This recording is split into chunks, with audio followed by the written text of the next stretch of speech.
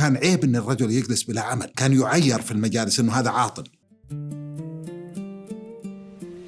في الخمسينات، في الستينات، في السبعينات أيضا. اليوم بعد الطفرة البترولية حدثت أشياء كثيرة جدا في مجتمعنا غيرت من اهتمامنا في الإنتاج، في حاجتنا كأسرة إلى أن نكون مساهمين في اقتصاد هذا الأسرة. أصبح عندنا شخص واحد منتج والباقين عالة عليه. تحولنا من الكل منا كان يعمل في البيت، الكل منا كان يعمل في القرية، الكل منا كان يعمل في المدينة. كانت حتى عندنا في وقت من الأوقات أو في وقتنا كان عيب أن الرجل يجلس بلا عمل، كان يعير في المجالس أنه هذا عاطل، كان يقبل بأي شغلة على أساس ما يقال هذا عاطل. أيضا كان الرجل أو الطفل أو كذا يعني أبسط شيء أنه يرعى الغنم. هذه مهمة كبيرة جدا، أنه يسرح مع قطيع من الأغنام في الجبال ولا في الأودية ولا في الصحاري يرعاها، وهي ثروة الأسرة كلها، يمكن هذا القطيع اللي عندهم، فيؤتمن ويحمل مسؤولية من الطفولة. اليوم إحنا ما نحمل أولادنا ولا بناتنا، نحملهم مسؤولية حتى يمكن يتخرج من الجامعة وإحنا لازلنا متحملين مسؤوليته، بينما ذاك الطفل سابقا كان يحمل المسؤولية من أول ما يعي وهو متحمل المسؤولية.